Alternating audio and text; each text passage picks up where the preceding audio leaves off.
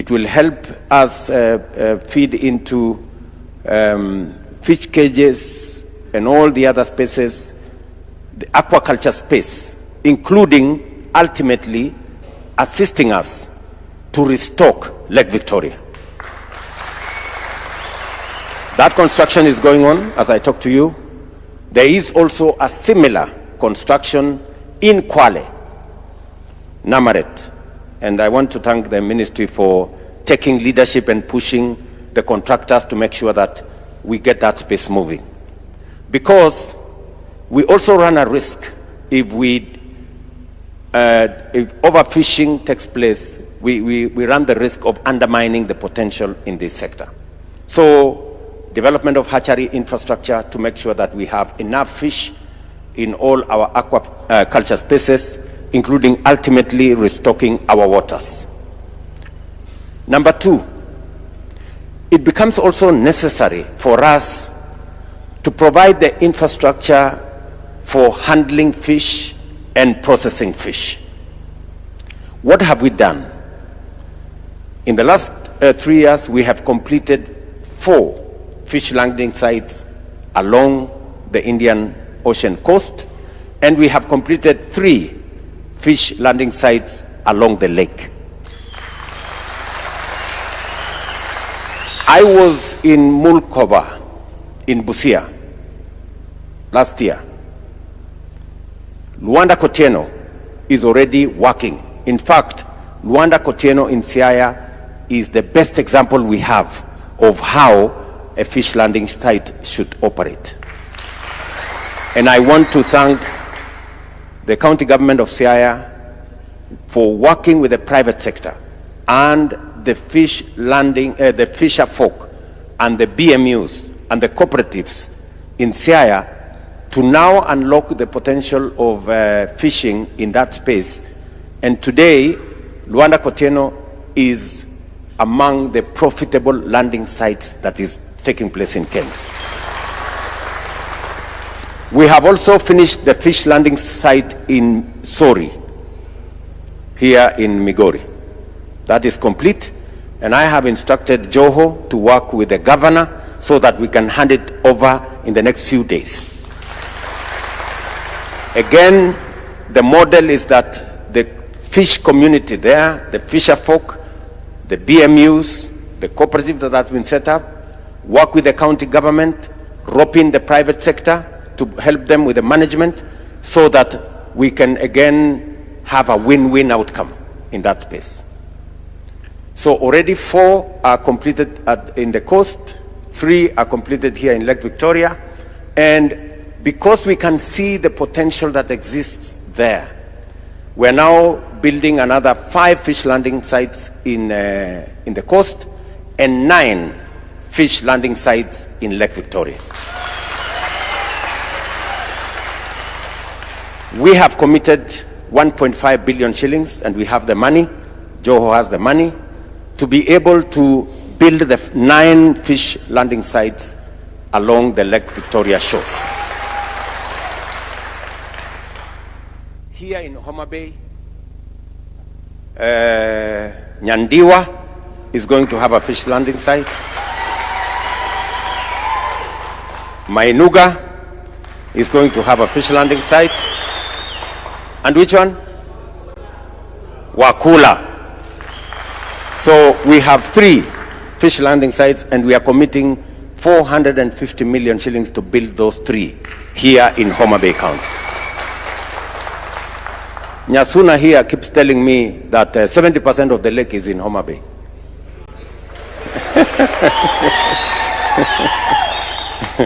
And she's trying to intimidate everybody into submission. So, my instructions to the ministry is that we complete the procurement. We've done the architectural designs. We're working on completing the procurement, and we should be able to build those fish landing sites in the next 1 year and complete them. All the 9, including the 3 in Homa Bay, as part of our plan to make sure that, 1, fisherfolk have cold room facilities.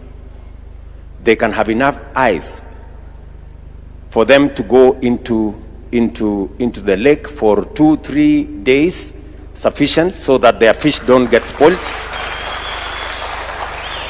There is also basic processing facility at the fish landing site, and organize the people in that space for marketing, including what we are going to be doing today, launching the fish market here in Homa Bay.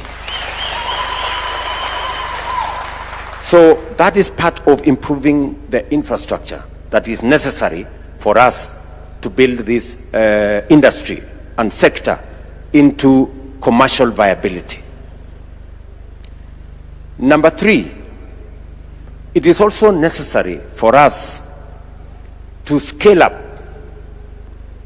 and broaden the space around aquaculture. And here in Lake Victoria,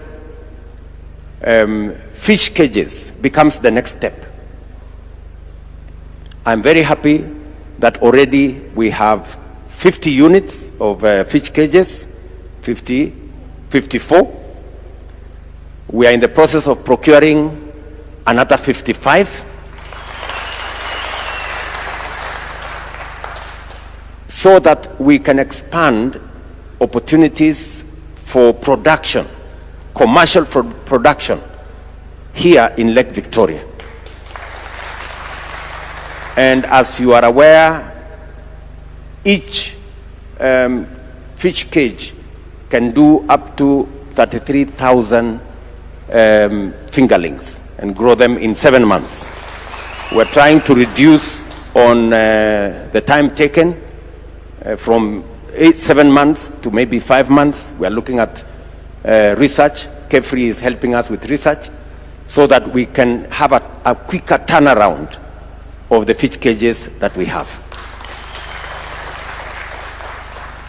We are also looking at how do we enhance the motorability and mobility of our fisherfolk. We already have distributed 120 fish boats in Mombasa and its environs. And with Kenya Shipyard, we are now working on developing a fish port that is suited to the waters of Lake Victoria. I am aware that many of the fishing boats now we have are the wooden ones. And we lose a lot of people. Almost 5,000 fishermen die every year as they try and earn a living because of capsizing and many of these other things. So we have asked the ministry to work with the shipyard so that we can develop fiber fish boats. I think we already have the first.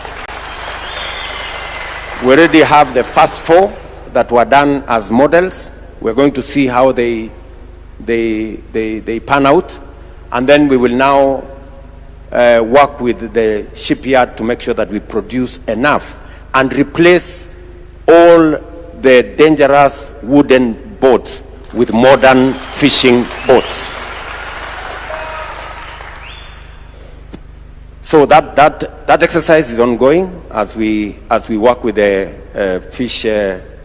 fisherfolk and all the BMUs and all the cooperatives that have been built around that space. And then lastly is matter security. It is very important because there is a lot of insecurity in our waters. Both between different groups of fishermen, and I want to encourage the fisherfolk. As government, we have identified areas for breeding of fish. It is not right for any BMU or any group to go and fish in areas of breeding because it undermines the whole industry. And I know that some of the fights occur when certain rogue groups try to go and fish in these identified areas. We are going to find a better way of securing those areas and managing those areas so that we reduce the conflicts between the different groups. But we know also that we have serious security issues as a result of our neighbors. And I did send Minister Joho to engage his colleague in Uganda and Tanzania. There is currently a conversation that is going on between our three countries so that we can find a way of having a uniform license for all our fishermen to avoid this country arresting that country's people and the rest of what's going on at the moment. So that conversation is going on. We are scaling it up. If once the ministers finish with what they are doing, we are going to scale it up to the level of the heads of state, where you know I am now the chairman of the East African community.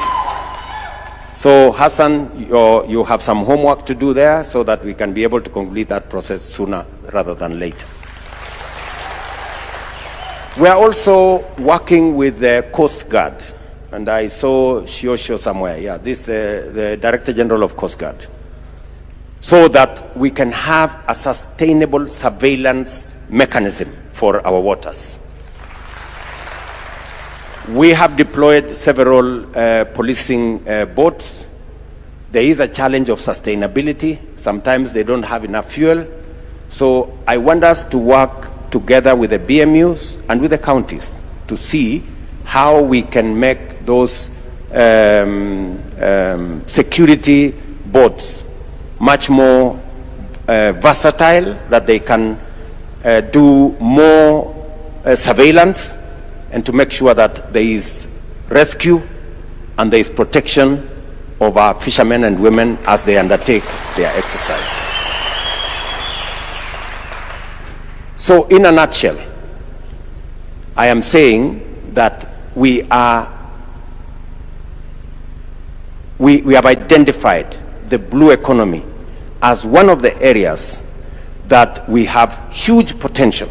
It is contributing only 0.4% to our GDP, when it can actually contribute maybe 6-7 times what it is contributing at the moment, maybe even 10 times. So this is an area of focus, and I am very confident with the team in the Ministry of Mining and Blue Economy under my friend Hassan Joho and the two PSS. So I want to encourage Guda and his team. You know very well that we have met many times, and you know very well that I am personally committed to this sector, and we will continue to look at opportunities for unlocking this potential. Finally, because we want to play at the next level, I have agreed with the ministry that we also buy deep sea fishing boats. We've committed 600 million shillings from government of Kenya, because the potential we have in the Indian Ocean is huge. 1.2 billion, sorry. 1.2 billion to buy at least between 15 and 20 deep sea fishing boats that can go into the ocean for 10 days or thereabout, because that way we can achieve faster the targets that we have. We have also now licensed 24 huge trawling facilities in our waters with Kenyan flags, and we have insisted that they must land the fish in Kenya before they go anywhere. We are also commercializing Liwatoni. I have agreed with Joho that there is no reason why we should continue putting public money in some of these facilities. The private sector can do it better. So we are working on that, and many of the other facilities that we have. And I want to encourage the fisher folk and our partners at the county that let us mainstream the participation of the private sector, so that we can leverage on making sure that these facilities we are building make sense to the fisher folk and to our overall plan of unlocking the potential that exists in the blue economy space. I don't think I have forgotten any issue that I needed to say. I got some notes here. Let me see. Yeah, I think generally I have said what I wanted to say today on this very important conference. And therefore, just to give you my assurance and that of the government of Kenya, working with all our counties, that the blue economy space will not be left behind again. We are stepping up, and we want to unlock the potential that exists in this place. And I must congratulate Tom Mboya University for taking up the challenge of being the blue economy university. We're going to support this university, build the necessary infrastructure to train the highest quality of men and women and human capital in the blue economy space. So with those many remarks, the rest of the issues, and that is why we themed this year's Madaraka, a blue economy Madaraka. And it is a blue economy Madaraka because Homa Bay